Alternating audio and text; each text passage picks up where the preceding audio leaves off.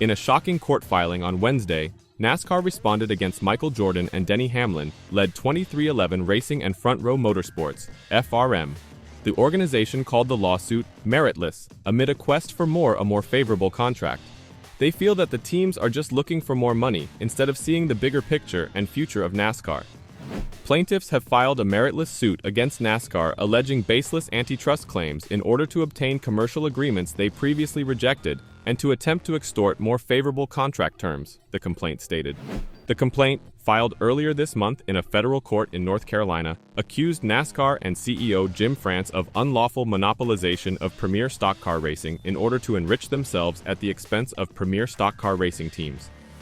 In a filing on Wednesday, NASCAR stated that it seeks for faster discovery. Despite the continuing conflict, the company announced plans to have 32 charters for the upcoming season. NASCAR has taken steps, consistent with its contractual obligations to other charter teams, to plan for a season with only 32 charters, the news release stated. NASCAR is working on reallocating funds that plaintiffs would have received to increase prize money and other special awards for the 2025 season for the benefit of teams that timely executed 2025 charters, as well as open teams who can compete to win the increased prize money. On his Actions Detrimental podcast last week, Hamlin discussed the lawsuit's future moves.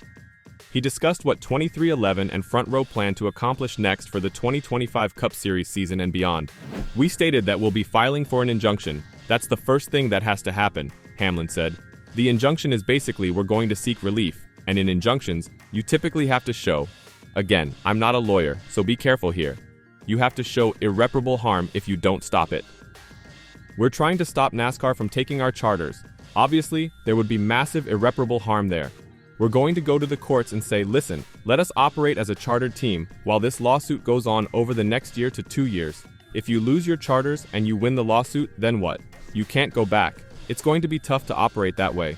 As 2311, we're prepared for any outcome. I think Michael Jordan has stated, and I've stated to the team, we will not let this affect our employees whatsoever in any kind of way, and any financial distress is going to have to fall directly on the owners. It will not fall on our people. We will not allow that to happen."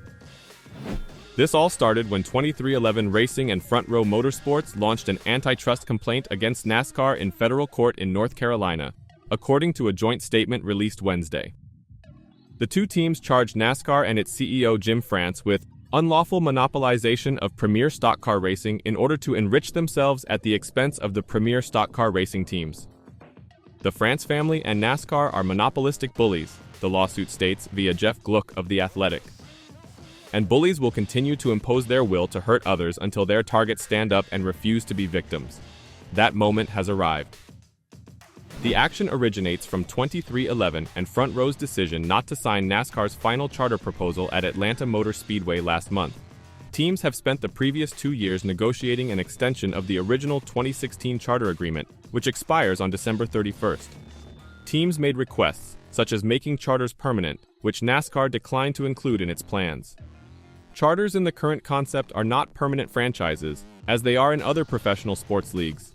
Teams can lose their charters if they perform poorly on the track or do not field their cars on a consistent basis.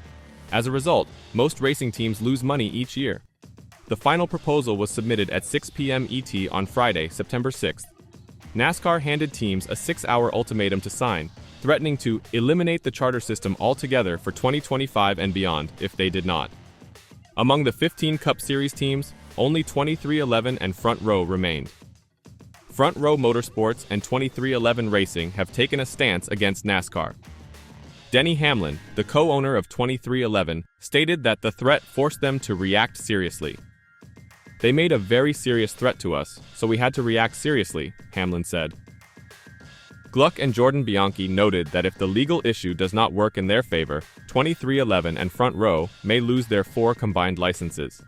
"I don't know what it's going to cost me if I lose 2 charters in my race team, but it's a lot of money," Front Row owner Bob Jenkins said. "But it's the right thing to do. It's the right thing for the sport." As part of the complaint, 2311 and Front Row have requested a preliminary injunction, allowing them to participate as chartered teams in 2025 while the issue is still being pursued. But NASCAR, as said earlier, is not budging yet. This makes the situation even more loaded, and with only 4 more races, the time is ticking. Could NASCAR be stalling for that reason? At the same time, 23XI and FRM have got a powerhouse attorney behind them, one that has won against the big organizations before. Jeffrey Kessler, an attorney, is representing 23XI and Front Row in lawsuit. Kessler has previously won court cases that resulted in the establishment of NFL free agency, the introduction of name, image, and likeness (NIL) in collegiate athletics, and equitable compensation for the U.S. women's national soccer team.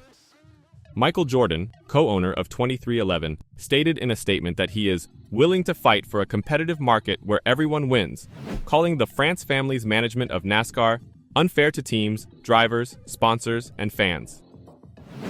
Everyone knows that I have always been a fierce competitor, and that will to win is what drives me and the entire 23XI team each and every week out on the track, Jordan said. I love the sport of racing and the passion of our fans, but the way NASCAR is run today is unfair to teams, drivers, sponsors, and fans. Today's action shows I'm willing to fight for a competitive market where everyone wins. If this matter is not resolved soon, it might result in an awkward situation. Remember when Reddick won the regular season and wasn't awarded by anyone from NASCAR? Well, what if Reddick wins it all this season? Or even better, Hamlin. Hamlin is still alive in the playoffs and feeling as confident as ever about the tracks ahead. Over time, I'm at peace with doing the best that I can do and not letting failure just completely drag me down, Hamlin said. I've had it also so many times that when you walk over burnt coals, eventually your feet scar up and that scar tissue hardens and you don't feel the pain anymore. So, maybe that's happening too. I don't know. I hate trying to explain why it hasn't happened. There are just too many crazy things I'd have to explain. Denny Hamlin is widely regarded as the finest NASCAR Cup Series driver to have never won a title. The experienced driver, who is currently in his 19th full-time season at the highest level of racing, came close in 2010, finishing second behind Jimmy Johnson by 39 points.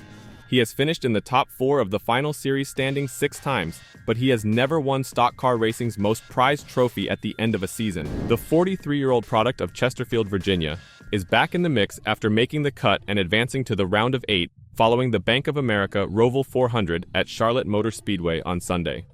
Although he is now below the cut line, Hamlin is just 8 points behind 4th place William Byron, with races in Las Vegas, Homestead, and Martinsville remaining before the Championship 4 is selected for the season finale at Phoenix Raceway. Despite never winning a championship, the driver of the Joe Gibbs Racing No. 11 Toyota has excelled in NASCAR's top races. He has 3 Daytona 500 wins, 3 Southern 500 checkered flags, and a Coca-Cola 600 victory. But of all years, could this be the one when Hamlin finally breaks through and wins the NASCAR Cup Series championship?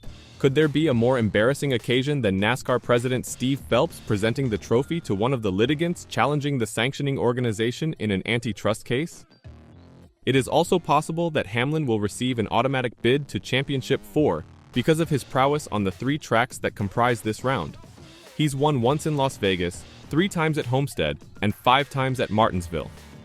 A win at either of those tracks is all he needs to capture his first NASCAR Cup Series championship at Phoenix, where he has won twice.